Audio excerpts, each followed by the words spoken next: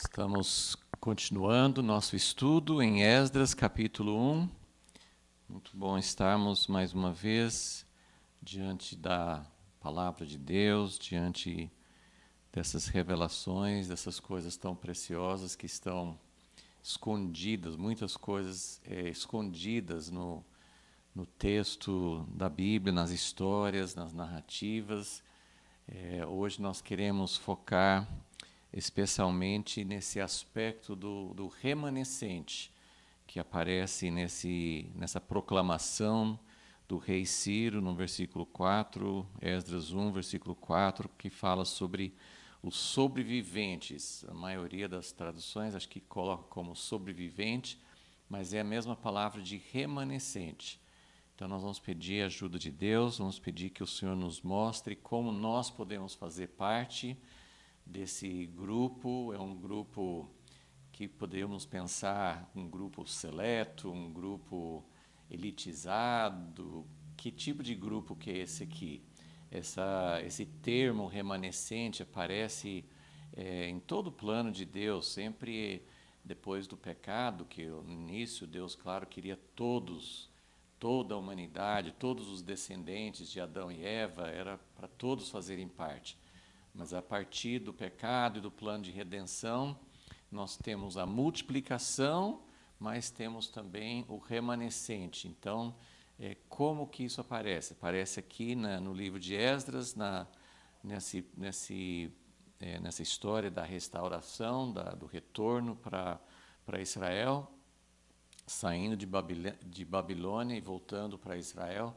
Queremos entender um pouquinho mais sobre o remanescente no plano de Deus. Senhor Deus, nós pedimos a Tua presença, a Tua revelação, porque é muito, muito fácil, como já aconteceu tantas vezes na história, muito fácil hoje também distorcermos aquilo que está aqui. Nós conseguimos olhar com nossa lente, nós conseguimos olhar com premissas que nós já temos anteriormente, podemos olhar isso de uma forma errada, podemos entender tudo errado. Então nós queremos realmente fazer parte, sabemos que tem muita gente no mundo, tem muita gente até na igreja, em lugares como o Brasil, tem uma igreja grande, em outros países tem uma igreja muito pequena, mas queremos entender o que significa o remanescente, porque o Senhor escolheu muitas vezes na história reduzir o número, focar num grupo pequeno, não trabalhar com a totalidade, mesmo a totalidade do teu povo. Então, abre os nossos olhos, pedimos, olhamos para Ti, Senhor, e queremos não fazer parte, não tentar ser um grupo privilegiado, não ser um grupo superior, queremos realmente fazer parte daquilo que o Senhor está fazendo e queremos ter o coração que o Senhor tem.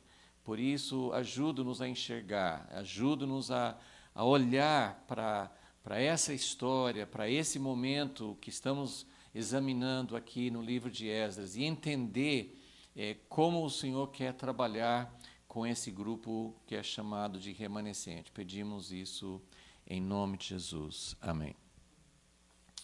Ok, então já há algumas aulas estamos olhando essa proclamação do rei Ciro, e ainda que provavelmente ele não tenha tido muito entendimento até daquilo que ele estava falando, mas essa proclamação e esse texto que está aqui, do versículo 2 até o versículo 4, esses 3 versículos que falam da proclamação, do decreto que o rei Ciro fez, liberando o povo para voltar para a sua terra, liberando o retorno do exílio, o fim do cativeiro. Essa proclamação é muito cheia de conteúdo, é muito significativo. Eu já enfatizei isso, mas eu quero mostrar inicialmente como essa proclamação tem 3 versículos, como está organizado nas nossas Bíblias, separado por versículos, mas então tem 3 versículos e cada versículo, cada um dos 3, tem como centro a casa de Deus. Então, já mencionamos isso, mas eu quero que isso realmente fique bem gravado, porque quando o próprio texto bíblico repete, foca, isso mostra que é o ponto mais importante, aquilo que Deus queria ressaltar aqui. Então, no versículo 2, ele fala que o Senhor Deus dos céus me deu todos os reinos da terra e me encarregou de lhe edificar uma casa em Jerusalém. Então, construir uma casa. Ele coloca que Deus, esse Deus dos céus, depois eu já mencionei que Ciro não tinha aparentemente uma ideia assim, de que esse fosse o único Deus verdadeiro, porque existem registros históricos de que ele dava valor, ele queria valorizar os deuses de cada povo, de cada nação. Mas, de alguma forma, essa proclamação chega para nós com essa ideia, transmitindo essa ideia de que o Senhor Deus dos céus, do universo, o Deus que controla todas as coisas, escolheu Ciro e o encarregou de edificar uma casa para ele em Jerusalém. Então, esse é o centro da proclamação. Isso aqui não é simplesmente assim, olha, coitado do povo judeu que está sofrendo muito e nós queremos que eles retornem para ter a sua própria terra. Isso para nós até soa familiar, porque no século XX, no século passado, houve exatamente este movimento, essa direção, quando a nação de Israel foi restaurada e quando houve todo o movimento sionista e as Nações Unidas e a Declaração de Balfour na Inglaterra, que foi antes, todas essas coisas foram na direção de que o povo judeu está há muito tempo sem uma terra própria. Eles precisam da sua própria terra, eles precisam da sua própria liberdade.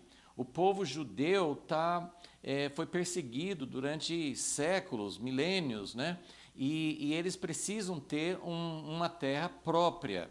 Ok, isso faz parte do plano de Deus, isso Deus prometeu, dar uma terra para Abraão e para sua descendência para sempre, então faz parte das promessas bíblicas, mas eu queria que a gente olhasse aqui, e isso a gente encontra em outros textos bíblicos também, quando nós pensamos de restauração, quando nós pensamos de Deus realmente voltar depois de um longo período de afastamento, nessa época que nós estamos estudando, foi um período relativamente curto, de 70 anos.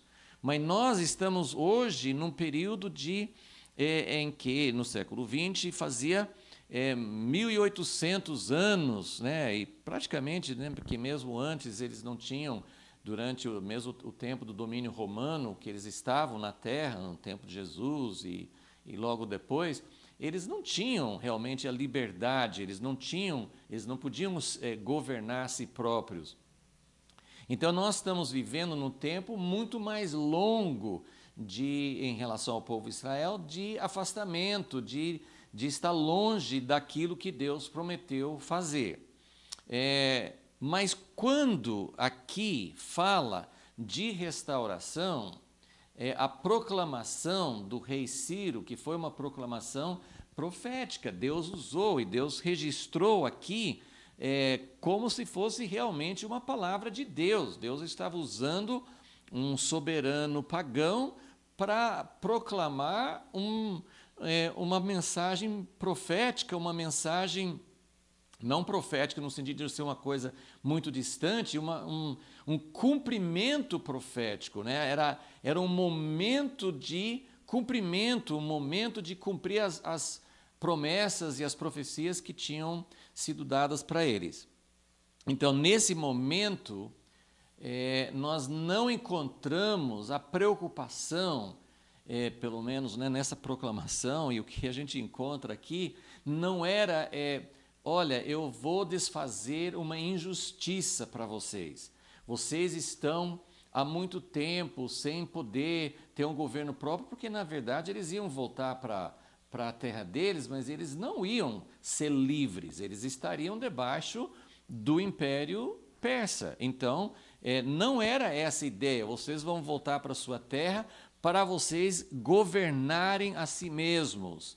E eu estou enfatizando isso porque sempre tem, até hoje, tem as promessas, as profecias relativas ao povo de Israel. Existe um plano de Deus que vai convergindo com o plano que Deus tem para a igreja, mas Deus tem um plano, hoje ainda é um pouco distinto. O que Deus está fazendo com Israel aparece aí nos acontecimentos, principalmente desde o século passado, com o retorno dos judeus para a sua terra e depois o estabelecimento da nação de Israel.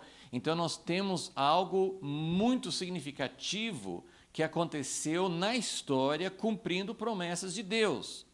E isso tem um paralelo com a igreja, porque Deus tem trabalhado com o seu povo, a igreja de todas as nações, os gentios, os não-judeus, e ele tem desenvolvido um projeto, uma sequência histórica semelhante à história do povo de Israel. Então, Deus possibilitou a saída de todas as nações para sair da escravidão do Egito e ter essa liberdade do reino de Deus. Então, tem uma história que tem acontecido ao longo desses 2000 anos, desde a vinda de Jesus. Então, essa história também contém um cativeiro que não foi tão delimitado. Nós não temos na história um período tão claro em que, nesse período, a igreja estava no cativeiro, nesse período eles estavam na terra. A gente enxerga momentos durante a história, pelo menos na minha visão, eu vejo alguns momentos na história em que o povo de Deus retornou parcialmente para a terra.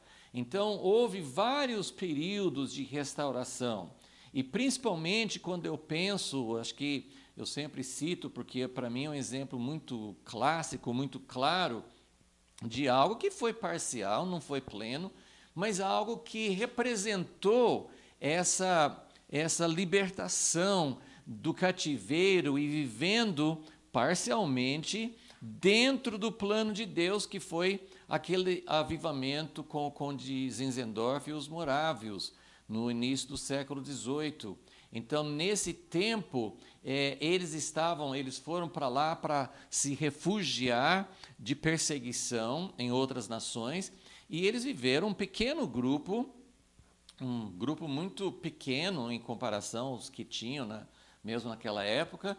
Então, era um pequeno grupo que estava vivendo dentro de uma comunidade. E eles, no início, eles tiveram muitas dificuldades, muitas divisões, muitos problemas entre si, mas eles tiveram uma experiência muito forte numa celebração da ceia do Senhor, e isso abriu as portas para que eles pudessem viver verdadeiramente em comunidade, em comunhão, em unidade. Então, foi uma experiência muito grande, porque durante, só um parênteses, mas durante a história da igreja, várias pessoas, houve várias tentativas de viver em comunidade, de viver tendo tudo em comum, de viver com unidade verdadeira, não só unidade com um pequeno grupo, mas com pessoas de diversas origens, diversas procedências doutrinárias e tudo. Então, houve várias tentativas, a maioria nem prosseguiu muito tempo. Mas esse grupo dos morávios eles continuaram em oração, enviando missionários para o mundo inteiro por cerca de 100 anos. Então, isso realmente foi algo significativo. É um exemplo na história. Mas durante a maior parte da história, se nós pensarmos que a igreja primitiva era a igreja que tinha entrado na Terra Prometida, era a igreja que estava vivendo aquilo que Deus queria que eles vivessem.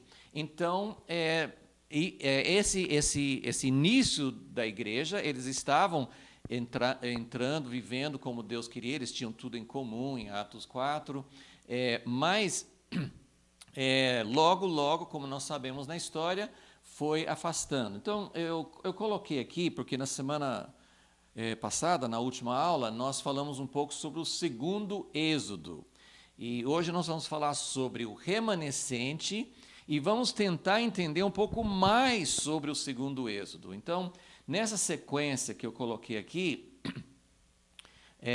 no flipchart aqui, aqui tem um esboço rápido, um esboço bem com só os pontos mais altos da história do povo de Israel, e tem um paralelo com a igreja, isso que a gente quer entender. Então, se a gente pensar, eu não estou voltando a Abraão, mas eu estou falando sobre o primeiro êxodo. O primeiro êxodo foi do Egito, e foi um êxodo, nós vimos essas comparações na última aula, que naquele primeiro êxodo, a nação saiu tudo de uma vez, era uma grande multidão, era uma multidão mista, mas eles saíram todos juntos e passaram pelo deserto e entraram depois com Josué na Terra Prometida.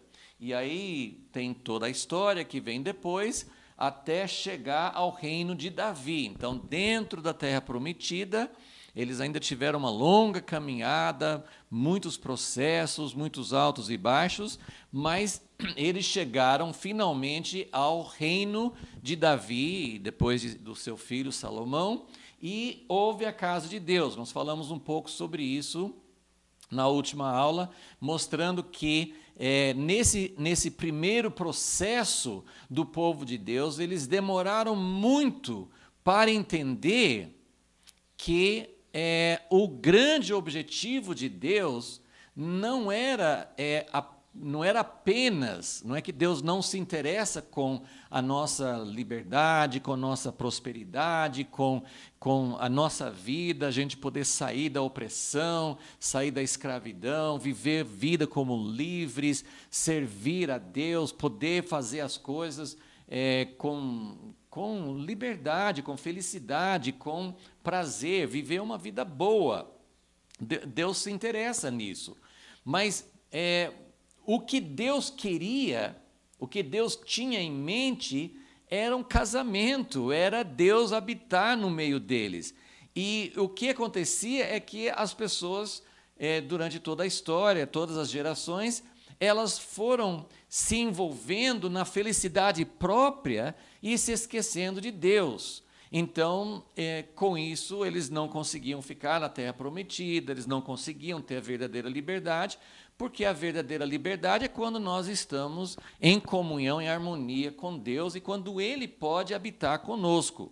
Então, no reino de Davi, nós temos esse ápice, esse momento de consumação, de realmente chegar a esse ponto que Deus queria, que era o desejo de fazer uma casa para Deus e de Deus habitar no meio deles. Só que depois disso, na história, o que acontece? A corrupção. Né? A corrupção significa a gente se corromper do propósito, da imagem, do plano, do padrão, do caráter de Deus. Então, quando nós nos corrompemos, nós caímos desse lugar de harmonia, de refletir a imagem de Deus, de ter comunhão com Deus, de viver junto com Ele. Então, a corrupção, que hoje tem uma conotação política, que assim, às vezes se restringe, às vezes as pessoas não ligam muito para outros aspectos dos governantes, mas o governante está roubando dinheiro, ele é corrupto, mas a corrupção tem um significado muito mais amplo do que pegar o dinheiro e usar para outras finalidades, roubar dinheiro do Estado, da igreja, né? Enfim. a corrupção aqui se refere a perder realmente essa imagem, esse caráter e essa liberdade que Deus nos dá. Então, o final do processo de corrupção é o cativeiro, ok?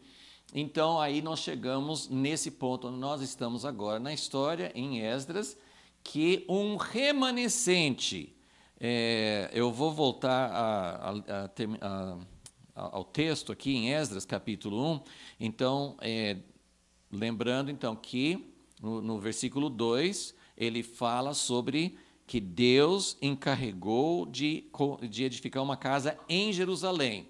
Então, o objetivo da restauração não é como no primeiro Êxodo.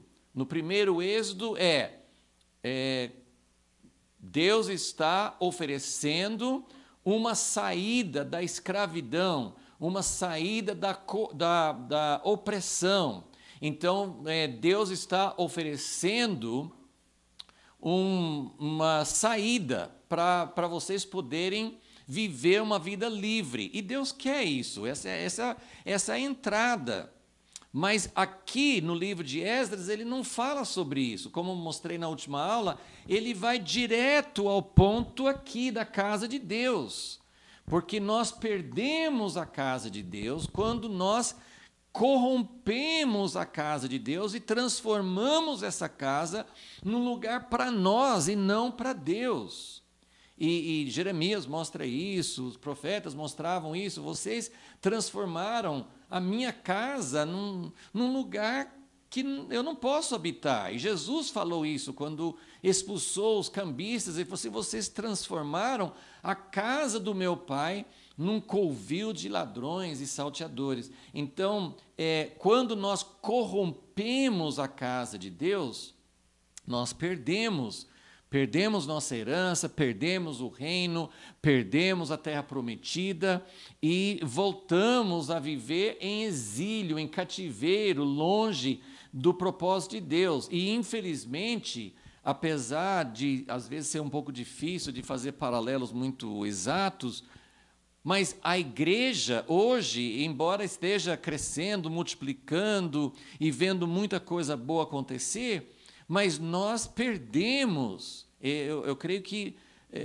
não todos concordariam com isso, mas eu creio que tem muitas pessoas sérias, muitas pessoas que amam o propósito de Deus e que reconheceriam que hoje a igreja, temos momentos, temos bênçãos, temos visitações, temos curas, temos coisas que Deus faz, mas nós estamos no cativeiro porque nós não estamos vivendo o reino de Deus, e a casa de Deus, ela se transformou numa casa para nosso próprio bem-estar.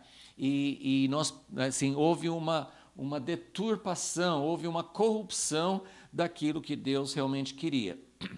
Então, quando nós falamos aqui sobre restauração, então vamos voltar aqui, Esdras capítulo 1, versículos 2 a 4, ele fala 3 vezes sobre a casa de Deus. No versículo 1, ele fala que Deus o encarregou de construir uma casa. No versículo 3, ele fala: qualquer um de vocês, qualquer um do seu povo que esteja entre vocês, seja seu Deus com ele, suba a Jerusalém de Judá e edifique a casa do Senhor Deus de Israel, o Deus que habita em Jerusalém. Ezequiel viu a glória de Deus indo embora de Jerusalém. E Deus está usando Ciro para dizer: agora chegou a hora, vocês podem voltar, Deus me encarregou, voltem para Jerusalém, mas não voltem para Jerusalém para viver uma vida próspera. Claro, isso pode fazer parte. Deus não é contra a gente ter uma vida em paz, uma vida em harmonia, uma vida próspera nesse sentido, né? Próspera significa, assim, bem-estar, em paz, tendo o necessário. Então, Deus não é contra isso, pelo contrário, Deus Deus nos visita, Deus faz isso o tempo inteiro, Ele sempre responde os nossos clamores para que a gente possa viver uma vida fora, assim, sem essas opressões, sem esses sofrimentos. Mas o objetivo da restauração não é este. O objetivo da restauração é edificar uma casa para Deus. Então, no versículo 2, Deus encarregou Ciro de edificar uma casa. Então, Ciro está dando o decreto para liberar o povo. Quem está aí entre vocês? De todo o povo judeu, de todo o povo de Israel, que tinha no seu reino, ele estava abrindo as portas. Quem há entre vocês? Seu Deus seja com ele, seu Deus seja com você, que se dispõe a voltar, mas volte para Jerusalém e edifique, construa a casa do Deus que habita em Jerusalém. Então existe algo, e isso tem vários temas na Bíblia que nos empolgam, porque a gente sente esse anseio. O que é a terra prometida? Você sai, né, Deus tirou o povo do Egito para entrar na terra prometida. Então a gente quer saber, tem o seu cumprimento literal no povo de Israel. Eles têm uma terra e têm um propósito de Deus de manifestar as alianças e a fidelidade de Deus e de cumprir um propósito que Ele tem literalmente com Israel e com Jerusalém. Mas para nós, como não judeus, o que significa a terra prometida? O que significa Jerusalém? Jerusalém, a cidade que Davi conquistou, que colocou como sua capital. Tem um monte Sião, onde tinha a casa de Davi, mas tinha o monte Moriá, onde tinha a casa que depois Salomão edificou, o templo, a casa de Deus. Então, Jerusalém, e quantas passagens nos Salmos e nos profetas falam sobre Jerusalém, que é a alegria de toda a terra, que é o lugar onde Deus quer habitar. Salmo 132, que fala que Deus escolheu Sião, que Ele vai habitar ali para sempre, não temporariamente. Isaías 60, Isaías 62, textos que falam da glória de Deus que virá sobre Jerusalém. Então, é algo muito significativo. Como eu disse, vai haver uma convergência no final entre o propósito de Deus para a nação de Israel, a cidade física de Jerusalém, e o povo de Deus de todas as nações, os gentios, a igreja, que tem também um cumprimento espiritual dessas profecias. Nós também temos uma Jerusalém, nós também temos uma terra prometida, nós também temos um lugar para... A gente precisa voltar, sair de onde nós estamos no cativeiro, voltar para Jerusalém, mas com o objetivo de edificar a casa de Deus. E mais o versículo 4, então. Todo sobrevivente, Ciro ainda falando, todo sobrevivente. Então, no versículo 3, ele fala assim, todo mundo, qualquer pessoa, das pessoas espalhadas em muitas cidades, por Babilônia, agora o reinado da Pérsia, todas as pessoas, qualquer um que correspondeu ao desejo, qualquer pessoa que puder ouvir esse chamado, essa proclamação, esse convite, levante-se, vá para Jerusalém e construa a casa de Deus. E aí no versículo 4, ele qualifica que essas pessoas são sobreviventes, são pessoas que passaram por um processo. Então, sobrevivente ou remanescente são pessoas que sobraram de um processo que deixou muita gente pelo caminho. Então, todo sobrevivente, todos aqueles que ainda estão presentes, que não morreram, ou não desistiram, ou não foram para outra direção. Todo sobrevivente, onde quer que seja peregrino. Que palavra carregada, essa palavra peregrino, porque significa que é uma pessoa que não tem morada permanente.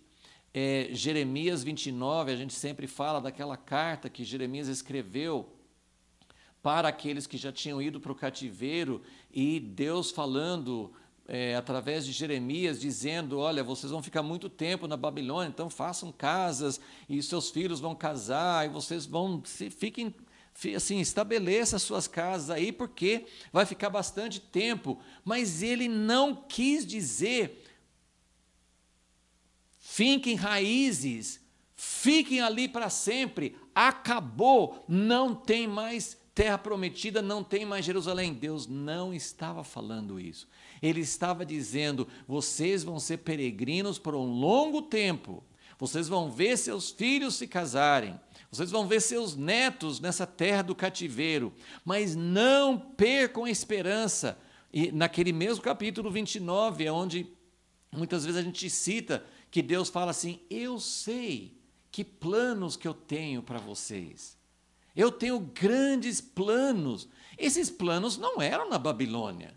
Esses planos que Deus está falando assim, eu tenho promessas, eu vou cumprir o meu propósito para vocês. Ele não estava falando que eles iam ter uma vida próspera e viver felizes para sempre na Babilônia.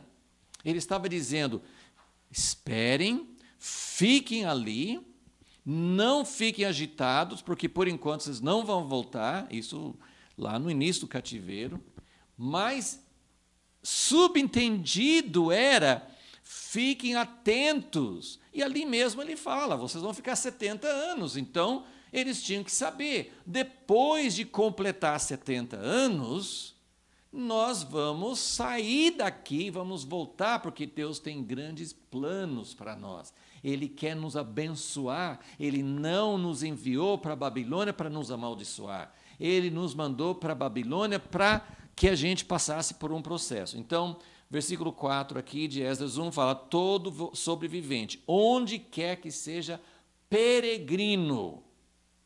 Quem não era peregrino não ia conseguir ouvir a voz de Deus. Onde quer que seja peregrino, os homens do seu lugar o ajudarão com prata, com ouro, com bens, com gados, afora as dádivas voluntárias para a casa do Senhor que habita em Jerusalém. Então, 3 vezes, na verdade 4 vezes ele fala, porque ele fala 2 vezes no versículo 3. Não, 4 vezes ele fala sobre Jerusalém, 4 vezes ele fala sobre a casa de Deus. Então, ele está falando, ele está enfatizando muito isso. E eu sempre fico meditando nesses textos, estamos aqui nessa jornada pela história do povo de Deus, tem muitas fases, muitas etapas diferentes aqui, que nós estamos acompanhando, e em cada etapa eu sempre fico perguntando, Deus, o que isso tem a ver com a nossa geração? O que isso tem a ver conosco hoje? Então, eu fico perguntando, essa restauração, esse tempo de restauração, talvez não seja especificamente o tempo no relógio profético de Deus, talvez não seja exatamente esse momento, mas existem aplicações, existem muitas coisas que nós podemos aproveitar para de cada época para a nossa geração hoje. Então, o meu coração, o meu discernimento desse tempo e dessa palavra que Deus deu o que é que nós, como igreja, estamos ouvindo, o que é que nós estamos percebendo hoje? O que é que nós ansiamos? Nós vamos continuar falando sobre isso nessa aula, mas eu quero falar assim, sobre esse remanescente. O que é um remanescente? Quais são as características desse remanescente?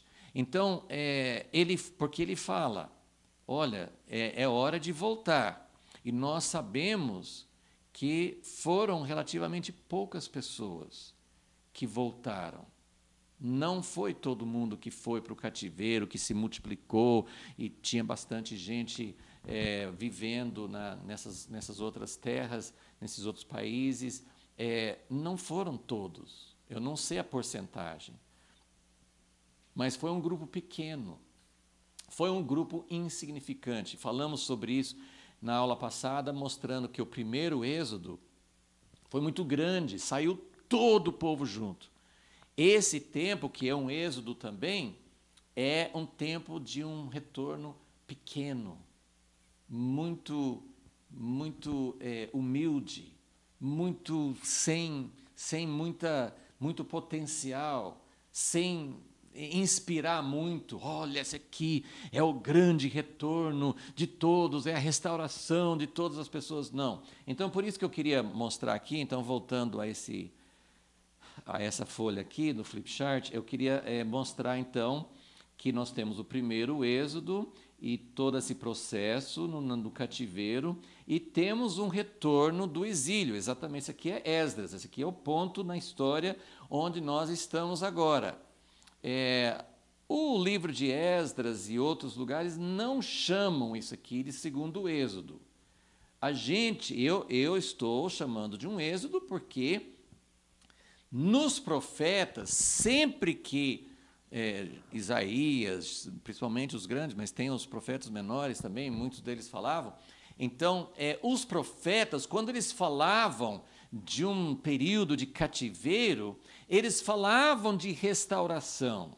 E quando eles falavam de restauração, eles falavam de uma nova aliança, eles falavam de levantar de novo um descendente de Davi, eles falavam assim de ser um período, depois do cativeiro, viria um período melhor ainda do que o reino de Davi. Mais amplo, mais glorioso, envolvendo a terra toda, envolvendo a restauração da criação. Então, os profetas, eles falavam de algo fantástico que aconteceria depois do cativeiro, depois do tempo de disciplina, de juízo, de disciplina. Então, nós temos profecias muito claras, falando de um segundo êxodo, um novo êxodo, comparando até mesmo com o êxodo do Egito. Eu não vou entrar nesses textos hoje, mas tem vários textos, várias profecias que falam sobre isso. Mas é isso que eu queria mostrar, porque nós estamos chamando, eu estou, na aula passada, inclusive, eu estava comparando o segundo êxodo com o primeiro. Mas aqui eu quero colocar dentro de um contexto um pouco mais completo, para a gente entender. Porque a Bíblia, nós já vimos isso, que muitas profecias, elas têm vários cumprimentos. E têm cumprimentos parciais. Então, nós estamos aqui, isso aqui vai ser muito importante, é uma chave para entender Esdras e Neemias, esses livros aqui, porque esse período, que é um período que nós chamamos de restauração, foi uma restauração muito parcial. Não foi uma restauração completa. Não cumpriu as profecias de Isaías, Jeremias, Ezequiel e outros, falando de uma grande restauração, de um grande êxodo. Então, isso que eu queria mostrar para a gente, em seguida, falar um pouco sobre remanescente. Então, depois do cativeiro, nós temos esses retornos, até já dei uma adiantada mostrando que vai haver pelo menos 3 retornos de Babilônia, né? Houve 3 etapas diferentes de retornos sucessivos, então não foi tudo de uma vez, assim como o cativeiro também não foi tudo de uma vez. Então, esses retornos foram diferentes, em diferentes épocas, foram sempre pequenos, números pequenos, não, mesmo somando os 3 retornos, não foi um número muito grande, e foi algo muito parcial, ok? Então, o que acontece, essas outras coisas eu vou mostrar daqui a pouquinho em alguns textos bíblicos, mas esse remanescente, então, ele fala de um remanescente, aqui Ciro fala assim, todos sobrevivente, todo aquele que remanescer de todos os processos anteriores, você está livre para voltar. Então, tem um remanescente que volta. E nós vamos ver aqui, daqui a pouquinho, nós vamos começar a entender um pouco como esse remanescente, como é que ele entra num processo, porque no futuro, haverá um grande êxodo, que é o que nós realmente poderíamos chamar, biblicamente, de um segundo êxodo. Esse êxodo que teve no tempo de Esdras foi muito parcial. Agora, nós estamos na história, numa época em que houve um êxodo, também no século XX, do povo judeu. Houve um êxodo bem mais amplo, números bem maiores do que no tempo de Esdras. Então, nós presenciamos, né, aqueles que viram lá, né, a geração anterior viu, né, no início do século XX, 1947, 48, nós vimos um êxodo bem maior.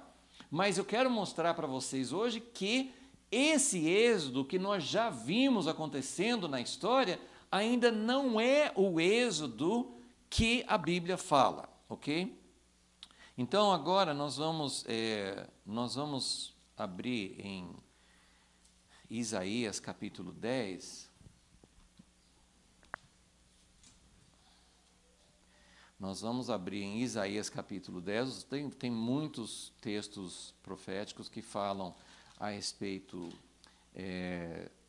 do remanescente, mas nós vamos conseguir ver um pouco melhor essa sequência que eu coloquei aqui. Onde que entra o segundo êxodo? Onde que entra? Se o êxodo de Esdras 1 não era realmente um cumprimento pleno, e se nós pudermos olhar aqui e ver que mesmo o êxodo do século XX, que muitos judeus voltaram, e até hoje tem judeus voltando para Israel, eles falam de fazer aliá, quando eles saem de qualquer país do mundo e vão fixar sua residência em Israel. Então, esse retorno para Israel não é ainda o êxodo que a Bíblia fala. Então, nós queremos dar uma olhada rapidamente. O contexto aqui de Isaías não era nem o cativeiro de Babilônia. Isaías estava falando no tempo da Assíria.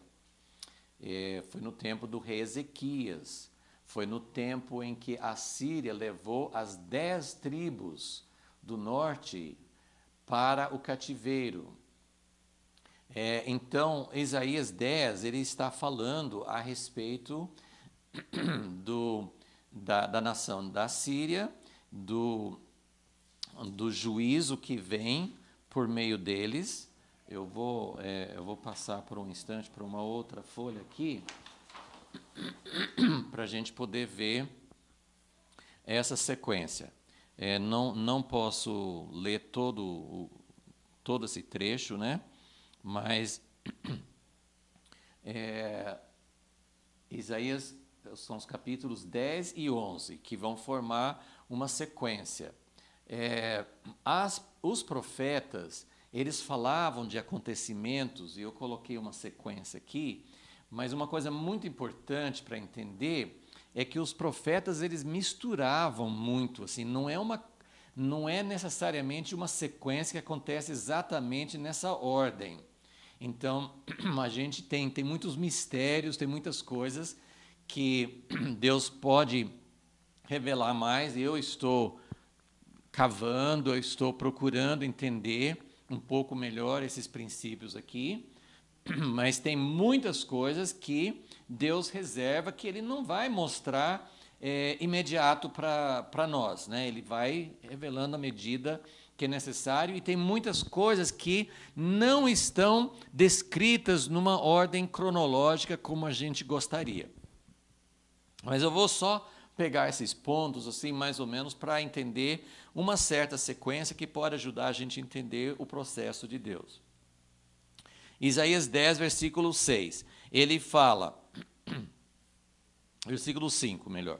Ele fala que, eu nem vou ler todos os versículos, mas eu vou mostrar, assim, que tem uns pontos importantes em cada um. Então, no versículo 5, Deus chama a Síria da vara da sua ira. Então, Deus está usando a Síria como instrumento de disciplina, como um instrumento de juízo. Então, ele fala, versículo 6, eu envio-a contra uma nação hipócrita, contra o povo do meu furor lhe dou ordem. Então, ele encarregou a Síria. Depois, em outra época, foi Babilônia, foi a mesma coisa, né? Então, ele fala que ele está enviando a Síria para trazer juízo, para trazer disciplina para seu povo e para outras nações também.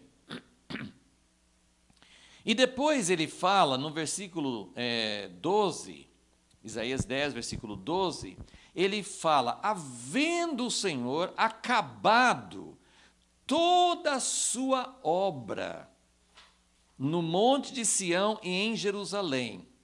Então, Deus está, nessa época com a Síria, em outras épocas com Babilônia, em outras épocas com Roma, em outras épocas com os islâmicos. Deus usa diversas nações, diversos instrumentos para exercer a sua disciplina.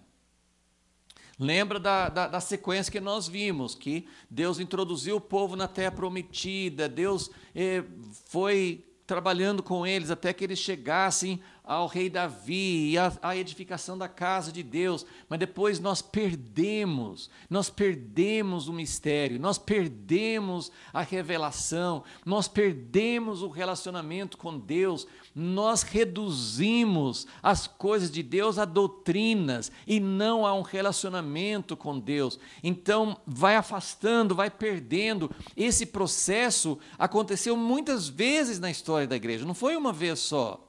Muitas vezes alguém chegava perto, uma igreja, um movimento, um grupo de pessoas, chegava perto, chegava até experimentar, como eu falei dos morávios, chegava a viver algo que Deus queria, porque Jesus abriu o reino, é possível entrar no reino. Mas nós perdemos, então vai para cativeiro de novo, a gente não vai mais assim, não é como sair de um país, se arrancar de um país, ser levado para outro.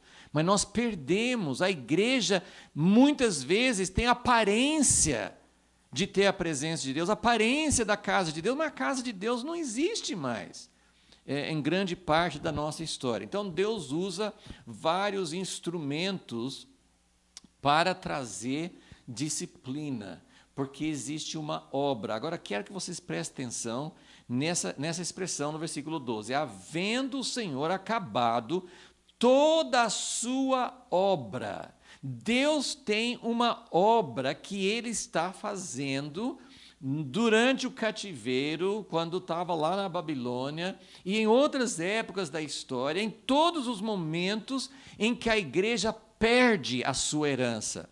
E eu quero voltar para aquele princípio. O que nós estamos... uma parte da igreja, talvez hoje, esteja satisfeita com o que tem. Eu acho isso muito lamentável, porque nós não temos a casa de Deus, nós não temos o testemunho de Deus, nós não estamos na terra prometida, nós não estamos vivendo habitação de Deus entre nós. Deus é misericordioso, Ele atende orações, Ele liberta, Ele cura, Ele salva pessoas, mas isso não é a terra prometida. Então, uma parte da igreja pode estar satisfeita, acomodada. Um dia Jesus vai voltar, vai ter o reino de Deus, mas até lá está bom do jeito que está. Outra parte da igreja está consciente de que não estamos vivendo a herança, a promessa, o reino de Deus. E o que essa parte que subdivide em várias outras porções menores, né, partes menores, o que é essa parte da igreja que sente que precisa de algo mais? O que é que nós estamos buscando? Muitos falam de avivamento. Avivamento representa coisas diferentes para pessoas diferentes. Outros estão buscando até mesmo algo, e eu sempre tenho que falar com muito cuidado, porque essas coisas não são fáceis de entender, não é assim preto e branco, é uma coisa, é um mistério. Mas grande parte da igreja aqui no nosso mundo ocidental está buscando um retorno para uma situação política mais favorável para nós. Está buscando, nós poderíamos até falar, está buscando um governo próprio. Países, né, como alguns países das Américas, da Europa, outras partes do mundo não tiveram muito essa experiência. A Ásia, a África, eles não tiveram experiências assim onde a igreja tinha grande influência no governo. Uma maior parte da população humana hoje, eles nunca tiveram isso. Mas alguns países da Europa, das Américas, a gente pensa muito nos Estados Unidos, eles tiveram um período em que a igreja tinha grande influência no governo e tinha uma situação favorável. Então, quando a igreja ora, quando a igreja busca um retorno para aquilo, nós podemos pensar, Deus quer nos levar para uma terra prometida, Ele quer estabelecer o seu reino na terra. Mas o que eu quero mostrar Deus julgou a sua nação de Israel porque eles perderam a realidade da casa de Deus. Então, quando ele leva para o cativeiro e quando ele fala de restaurar do cativeiro, ele não está falando neste momento, isso é algo futuro, quando Jesus voltar, o Rei dos Reis vai governar todas as nações. Mas o retorno que nós vemos em Esdras é um retorno para edificar a casa de Deus. Não é um retorno para estabelecer um governo independente, para voltar. Eu não sei, eu não estou aqui para dizer que eu sei o que Deus quer retornar, o que Deus quer restaurar antes da sua vinda. Eu entendo que vai haver um avivamento, eu entendo que vai haver um impacto da igreja sobre as nações, eu entendo que vai haver um testemunho forte.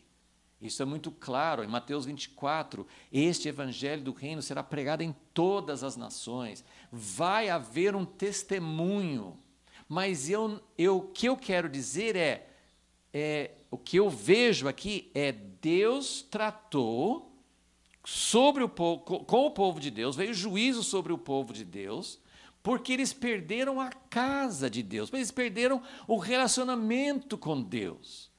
E o foco no retorno não é nosso governo, nossa capacidade de ter uma situação favorável. A Bíblia fala que devemos orar pelos governos, devemos orar para que haja paz, devemos orar para que haja condições de pregar o Evangelho, mas a Bíblia fala sobre o reino de Deus, quando Deus realmente governa sobre as nações. Então, vamos ver como que isso acontece aqui nessa sequência. Então, primeiro vem o juízo, depois Deus fala assim que ele tem uma obra. Eu não vou ler, mas em Isaías 28 e versículo 21. Isaías 28, 21, ele fala que Deus precisa fazer sua obra, sua estranha obra, e executar o seu ato, o seu estranho ato. Deus tem maneiras estranhas de agir. E Isaías 10, versículo 12, fala assim, que quando Deus acabar toda a sua obra no Monte Sião, em Jerusalém, então ele vai visitar o coração arrogante do rei da Síria. Então, olha aqui nossa sequência aqui. Então, primeiro Deus vai trazer juízo. Depois, ele vai fazer uma obra de apuração, de poda, de purificação. E ele vai gerar, por meio desse juízo, ele vai gerar um remanescente. Agora olha o versículo, Isaías 10, versículo 20. Naquele dia, os restantes, o remanescente, o sobrevivente, naquele dia, os restantes de Israel, os que tiverem escapado da casa de Jacó, nunca mais confiarão naquele que os feriu, são essas outras nações. Isso tudo sim, tem muitas implicações, eu não posso entrar nisso agora, mas todo esse tempo Deus estava sempre falando, vocês estão confiando no Egito, na Síria, Babilônia, outras nações, vocês estão confiando. A igreja hoje tem procurado fazer alianças com o sistema do mundo, mesmo que seja alguém que aparentemente está do nosso lado, do lado da igreja, que defende, mas todas essas alianças espúrias são confianças no Egito, na Síria, naqueles que não merecem a nossa confiança.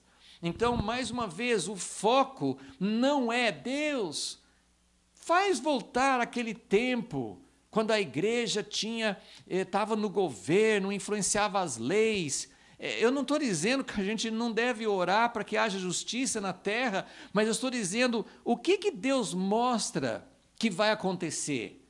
E o que deveria ser. A minha tristeza é ver a igreja gastando energia, líderes da igreja chamando para se dedicar a causas que eu, pelo menos, fico pensando, Deus, parece que não é essa causa que o Senhor nos chamou hoje para nos dedicar. A causa que o próprio Ciro falou assim, tem alguém que está na Babilônia e que gostaria de voltar para Jerusalém e construir a casa de Deus. A nossa obra, a nossa missão, o nosso chamamento é casa de Deus. Por que a casa de Deus? A gente não se preocupa com os governos, com a situação dos países? Sim, nós nos preocupamos. Mas nós devemos entender que quem vai governar sobre as nações com cetro de ferro é Jesus. Quem vai estabelecer o reino e trazer justiça é Jesus. Nós vamos ver isso aqui na sequência. Então, versículo 12 fala sobre uma obra que Deus precisa completar no Monte Sião e em Jerusalém. Essa obra é produzir, no versículo 20, um grupo que não vai mais confiar no homem, não vai mais confiar no sistema humano. Ok, sistema humano não é só governantes, partidos, países. Sistema humano é o sistema que está dentro da igreja também. Quem vai trazer a restauração da casa de Deus? Não é nem o sistema eclesiástico, não é o sistema da igreja como nós conhecemos. Eu não sou contra nenhuma igreja, não sou contra nenhuma denominação. Eu não estou dizendo que a atitude criticar, jogar pedras, falar mal das igrejas. Eu estou dizendo, não é o sistema, não é nosso sistema, não é meu sistema, não é o sistema humano que vai restaurar a igreja. Eles confiarão lealmente, final do versículo 20, sobre o Senhor, o Santo de Israel. Os restantes, versículo 21, se converterão.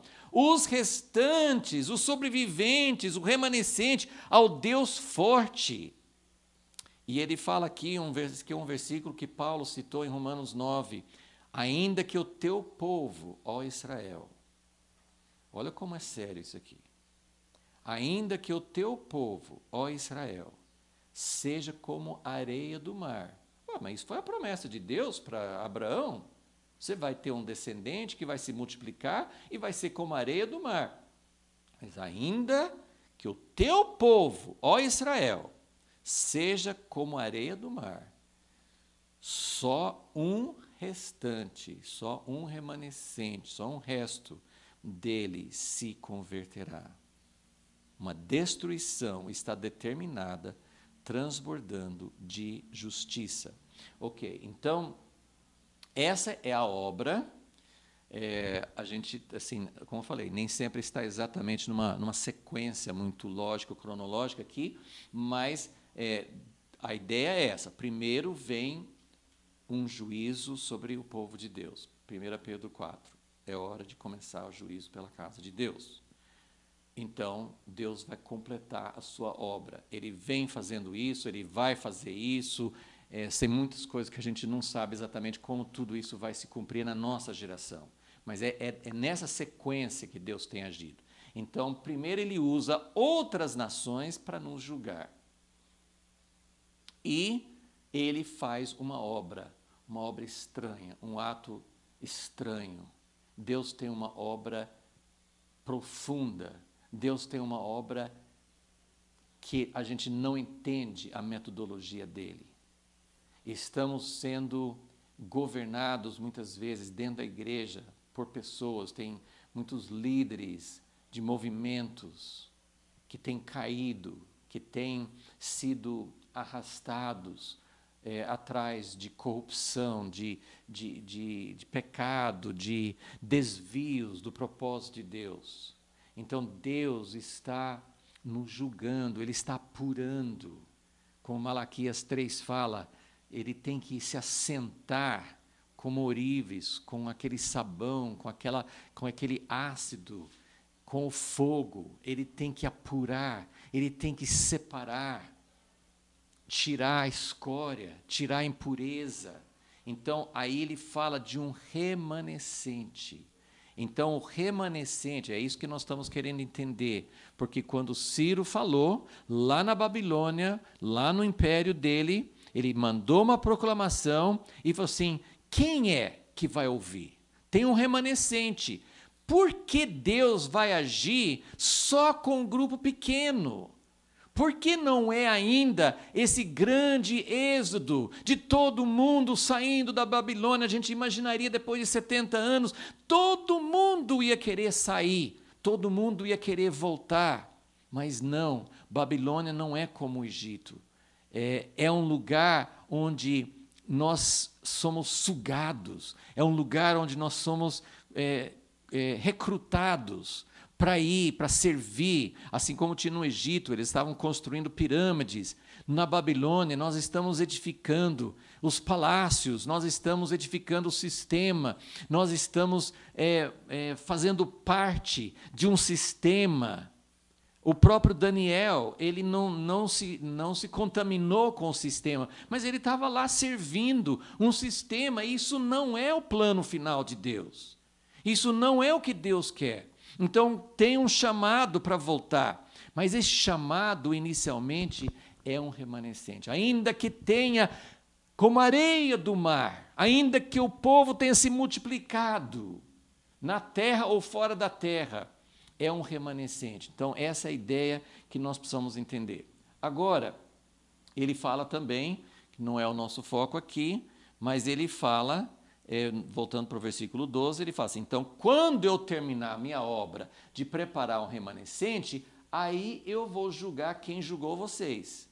Então, aí vai chegar a hora que ele vai julgar a Síria, a Babilônia, Roma, esses outros poderes, né, os animais que Daniel viu na visão, as diversas manifestações, a besta. Tem uma hora que a besta vai ser morta, que a besta vai ser julgada. Então, isso é a hora quando ele já apurou o seu remanescente. Ok? Agora vamos continuar. Capítulo 11 de Isaías, versículo 1. Do tronco. Por que ele fala tronco? Do tronco de Jessé. Também não vou ler esse texto lá, Mas no chamado de Isaías, Isaías 6, aquela experiência de Isaías no trono de Deus, diante do trono de Deus. E ele foi chamado, ele sentiu que os lábios eram impuros. Aí Deus falou com ele, ó, eu estou enviando você para um povo que não vai te ouvir. Eles não vão te ouvir. Eles vão ter eu vou até endurecer o coração, vou fechar os olhos deles, vou fechar os ouvidos. A gente pensa assim, Deus fecha os ouvidos para a gente não ouvir a voz dele? Não, ele fecha quando o nosso coração não quer. Então, quando a gente não quer ouvir Deus, isso do povo de Deus ou quem não é do povo de Deus, se nosso coração é contra, se nosso coração é fechado, ele permite que a gente acredite numa mentira. E tem muitas mentiras rodando por aí hoje. Então, aí Isaías pergunta, mas Deus, até quando? E ele fala assim, olha, vai ter que ter um processo muito profundo de disciplina.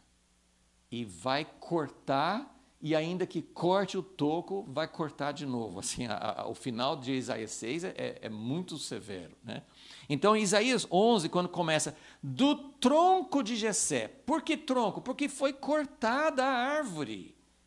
Esse tronco está ali, quando fala tronco, ele não está falando sobre uma árvore que nasce do tronco, uma árvore completa. Não, ele está falando de um tronco porque a árvore foi cortada. Do tronco de Jessé brotará um rebento. Um rebento é um brotinho muito frágil.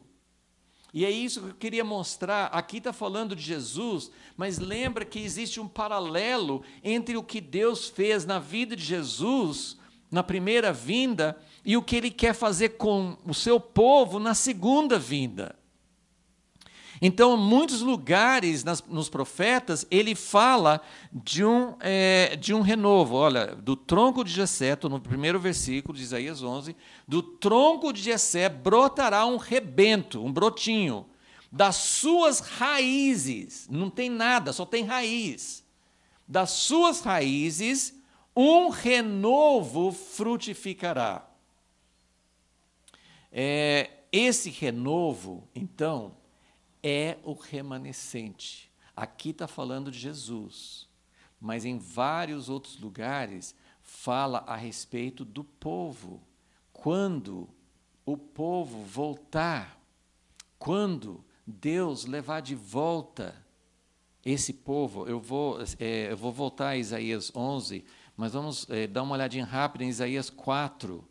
Ele fala no versículo 2, Isaías 4, versículo 2, naquele dia o renovo do Senhor será cheio de beleza e de glória, o fruto da terra é excelente e formoso para os que escaparem de Israel. Aquele que ficar em Sião e permanecer em Jerusalém será chamado santo, todo aquele que estiver inscrito entre os vivos em Jerusalém. Versículo 4, quando o Senhor lavar a imundícia das filhas de Sião, limpar o sangue de Jerusalém do meio dela, com o espírito de justiça e com o espírito de fogo. Criará o Senhor sobre toda a extensão do monte Sião, sobre todas as suas congregações, uma nuvem de dia, e será um abrigo. Então ele fala de uma restauração plena. E eu queria só mostrar isso porque fala do renovo. Ok, voltando para Isaías 11, lá daquele pouquinho remanescente que voltar, que sobrar, vai nascer um brotinho. E eu quero que vocês lembrem também de Isaías 53, quando ele fala do Messias, como um renovo, como um brotinho que nasce num deserto, numa terra seca. O que eu quero dizer é que esse remanescente não parece ter força nenhuma. É um brotinho. Ainda não é uma árvore, ainda não tem força, não tem aparência. Lá fala em Isaías 53, ele vai ser um brotinho numa terra seca. Ele não tem aparência, ele não tem força. E aí vai descrevendo esse Messias que veio sem nenhuma capacidade de ser rei, sem nenhuma força, sem nenhum exército, sem nenhum carisma natural que pudesse chamar multidões de pessoas para estabelecer um reino. Ele não tem nada. E o remanescente é desse jeito. O remanescente que voltou no livro de Esdras era um remanescente pequeno, sem potencial, sem capacidade.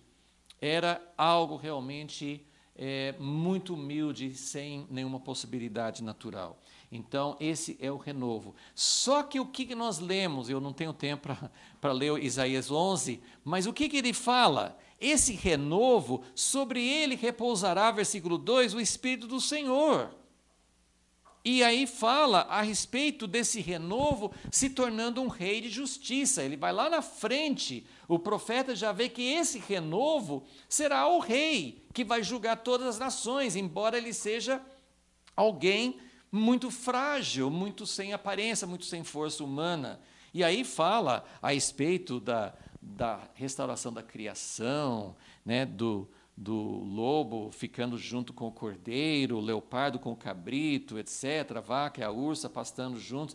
Então, fala a respeito do reino. Então, o renovo é a chave para o reino. Esse reino que nós perdemos, porque nós fomos inconstantes, infiéis, porque nós transformamos a casa de Deus em algo para nós mesmos, porque nós perdemos a visão de que Deus nos liberta da opressão para que Ele possa viver conosco e andar em harmonia conosco e governar sobre nós e sobre o mundo inteiro. Nós perdemos isso. Então Deus precisa fazer uma obra estranha, uma coisa esquisita aos nossos olhos. Mas aí Isaías 11 vai mostrando e chega no versículo 9 e fala que toda a terra se encherá do conhecimento do Senhor. Então, o que eu quero mostrar é que é o renovo, é o remanescente que traz a esperança da restauração. E aí ele fala, no versículo 10, Isaías 11, 10, ele fala assim: naquele dia as nações perguntarão pela raiz de Jessé, posta por estandarte dos povos, e o lugar do seu repouso. O que é o lugar do seu repouso? A casa. Então ele fala em Isaías 11, são coisas que a gente tem que às vezes ver nas entrelinhas, mas ele está falando que através deste renovo, através do remanescente, virá o reino de Deus e a casa de Deus, que é o que Deus queria. Então, nosso alvo hoje na restauração não é, em primeiro lugar, o reino, a casa, voltar. Como eu falei assim, avivamento pode significar coisas diferentes para diferentes pessoas. Se nós estamos pensando em poder, se nós estamos pensando numa igreja que está por cima, que todo mundo respeita, que tem influência nos governos, que muda as leis, eu não sei se isso vai acontecer agora. O que eu entendo é que o nosso chamado para a restauração é para buscar o remanescente. Nós queremos fazer parte do remanescente, porque a salvação, a restauração, vem através de um brotinho, vem através de um renovo. Assim como foi com Jesus, será com o seu corpo. Claro que não somos nós que vamos reinar, nós vamos reinar junto com Jesus, mas assim, quem vai estar no trono é Jesus. E o brotinho, esse remanescente tão humilde, tão desprezado, é o brotinho que Deus vai usar para trazer algo glorioso. Então, o renovo traz esse reino e essa glória, a casa de Deus. E aí, no versículo, eu estou seguindo Isaías 11, 10 e 11, estou mostrando assim como na visão de Isaías, como ele viu toda essa sequência, vai ter juízo, vai ter um remanescente, isso também, depois que tiver o remanescente, vai ter juízo sobre as nações. O renovo é o remanescente, na verdade. né, ou do remanescente que voltou para, né, do remanescente na história de Esdras, daquele remanescente que voltou para a terra que nasceu o Messias. Então, o remanescente é quem dá lugar, é daquele remanescente que brota o renovo. Então, e o renovo é que traz o reino. Então, nosso propósito agora é ser esse remanescente. Aí ele fala, versículo 12, quando tiver esse renovo governando, e outra vez, a gente não tem uma sequência exata, ele vai lá atrás, depois volta, mas o que ele está dizendo no versículo 12? Deus vai levantar um estandarte entre as nações, ajuntará os desterrados de Israel e os dispersos de Judá congregará desde os quatro confins da terra. Agora nós estamos falando de um grande segundo êxodo. O remanescente que nós estamos vendo em Esdras 1 é um grupinho pequeno, é um começo de sair do exílio e voltar para a terra. Mas o grande êxodo vem depois. E a gente não sabe exatamente, eu não estou tendo nenhuma presunção de achar que eu sei exatamente a sequência dos eventos. O que eu estou vendo aqui nessa visão de Isaías, e isso confere com visão de Ezequiel 37, vários outros textos na Bíblia, né? Jeremias fala também. Tem muitos lugares que falam de um grande êxodo. Um grande êxodo. Então eu quero deixar esse pensamento que vai ter um grande êxodo e todas as nações, a sequência do capítulo 11, ele fala que ele vai mover sobre o braço do mar do Egito, assim, ele compara com o primeiro êxodo. Então, esse grande êxodo de todo o povo dele, e não é só o povo dele, porque no versículo 10, voltando no versículo 10, ele fala, as nações perguntarão. Isaías 2 fala assim, todas as nações vão subir para Jerusalém. Então, o que eu quero mostrar, finalizando, é que tem um pequeno remanescente. Deus começa com coisas pequenas, mas depois, por meio do remanescente, por meio do renovo, fraquinho, frágil, um brotinho, se você pisar em cima dele, você mata. Muito fácil quebrar um renovo. Muito fácil quebrar, matar. Muito frágil. Mas aquele renovo que sai daquele pequeno remanescente, é dali que vem algo que vai atingir todas as nações. E vamos voltar para a nossa primeira tela aqui, para lembrar, então, que do remanescente, então depois do cativeiro, vem esse retorno modesto, humilde, pouca gente voltando. Então, estamos chamando de êxodo, mas não é aquele segundo êxodo. É um pequeno retorno. São primícias. É um comecinho. Então, com esse remanescente, vai surgir o renovo. Do renovo vem o reino, a casa de Deus. Acho que vem até a segunda vinda de Jesus. Eu não vejo esse reino, essa casa de Deus em plenitude acontecendo antes da volta de Jesus. A preparação, sim. A preparação, sim. O nosso foco, o objetivo desse remanescente voltar da Babilônia é construir a casa de Deus. Tudo bem, nós não vamos conseguir construir toda a casa de Deus como Davi não conseguiu. Eu não vejo que a casa de Deus vai se completar, vai ser inaugurada antes da volta de Jesus. Mas tem alguma coisa preparando o caminho, tem um remanescente, tem um renovo, tem algo preparando o caminho. Agora, é quando o rei volta e o reino é estabelecido, aí nós temos um grande êxodo. E outra vez eu não tenho a revelação sobre como se vai ter um grande êxodo. Pode ser que haja um grande êxodo antes da volta de Jesus.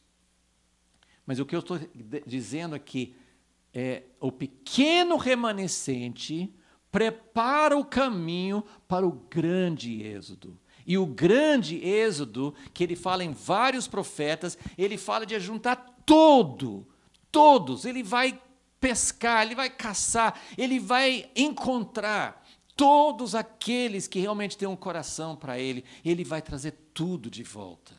E não só vai trazer de volta o povo dele, e outra vez isso tem um paralelo entre a nação de Israel e a igreja, e isso vai convergir dentro de um só propósito, que eu não sei exatamente como vai acontecer, mas esse grande êxodo vai preparar o caminho para todas as nações. Então, finalizando, aqui vamos falar aqui sobre as características, talvez a gente volte a falar nisso em outras aulas, mas a grande pergunta é: quem é esse remanescente? Como que nós podemos fazer parte? Como que nós podemos entrar? Como que nós podemos orar? Como que nós podemos enxergar Deus preparando um remanescente? Então vamos ver o que nós estamos vendo aqui. O remanescente é pequeno, é humilde, não tem força ou aparência. É um povo que está sendo, ou que foi fruto de um processo e ainda está sendo tratado para ser purificado. Isso fala em vários lugares. Ele fala assim, deixa eu ver se eu acho um aqui. Ele fala assim...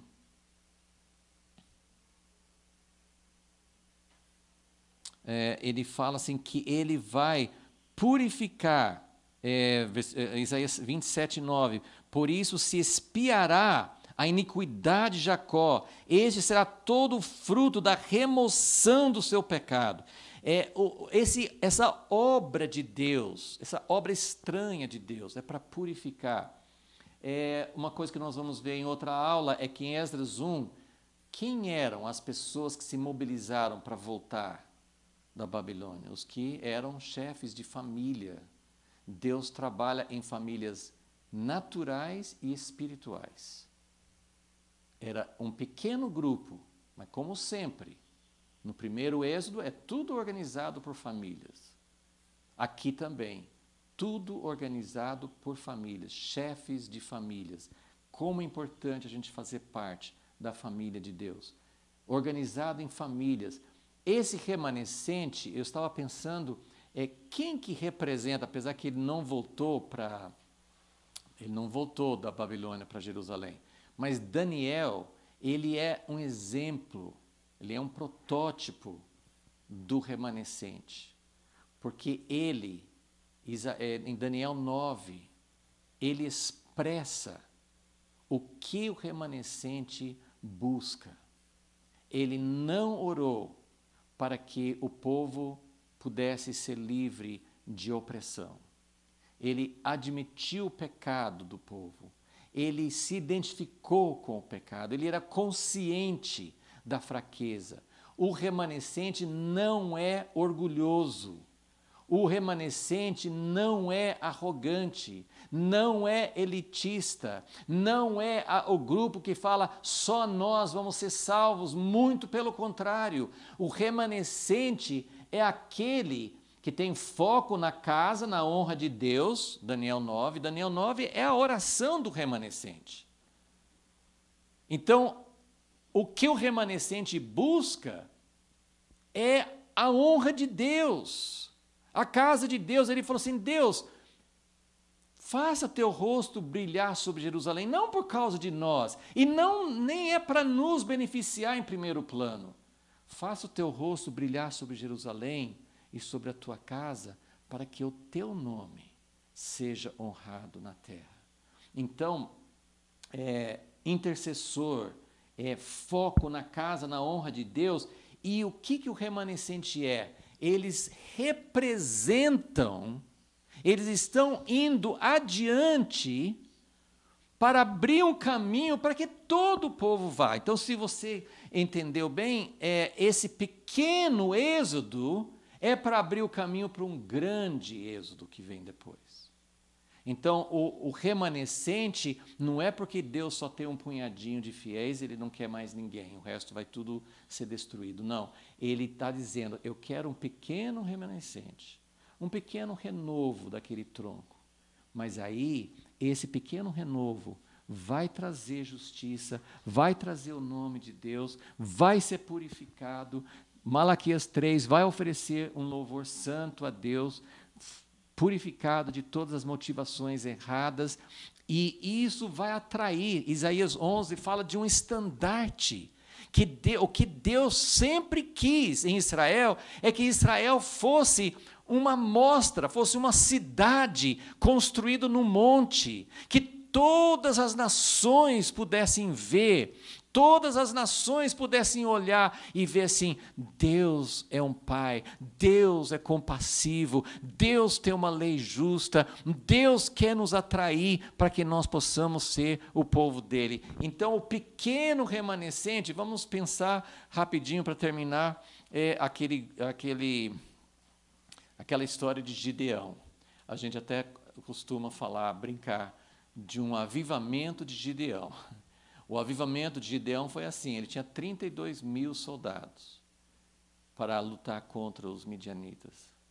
E aí ele falou assim, Deus falou com ele, assim, você está com muita gente. Eles eram muito menos do que os midianitas, mas Deus falou assim, vocês têm muitos. Manda embora todo mundo que está com medo. Aí sobraram 10 mil. E aí ele colocou os 10 mil para passar por uma prova, por um teste. E sobraram 300.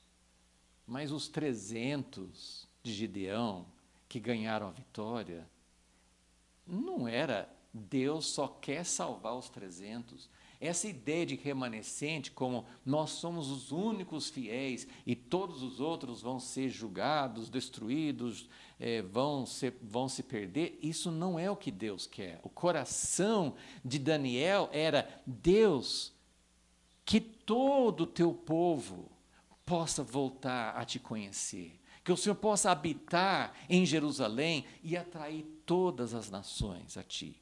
Então, temos um pequeno remanescente com essas descrições para abrir o caminho, para representar e ser uma primícia de toda a nação.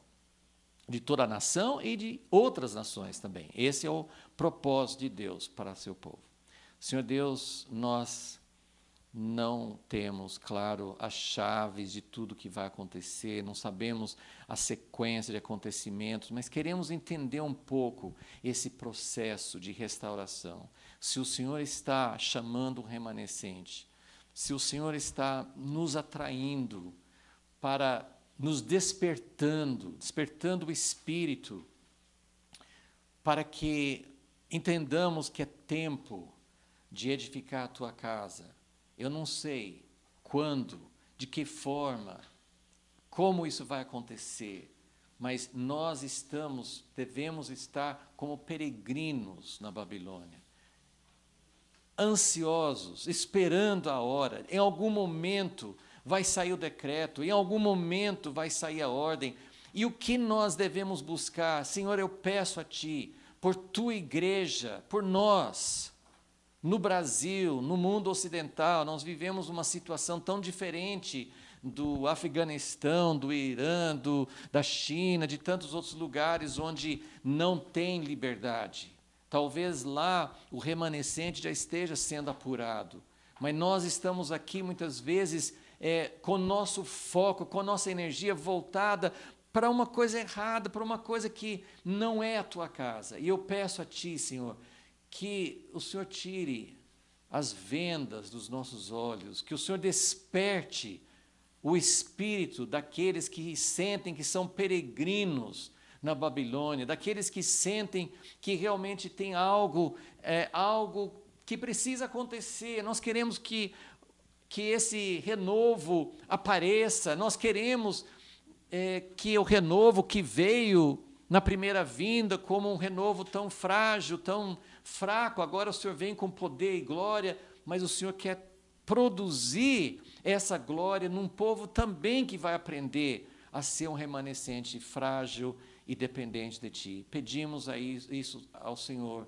que de alguma forma o Senhor possa levantar um remanescente, que o Senhor possa levantar aqueles que vão se empenhar pela edificação da tua casa e que haja condições em breve, muito em breve, para que o Senhor venha e tome o seu lugar e para que todas as nações sejam atraídas a ti.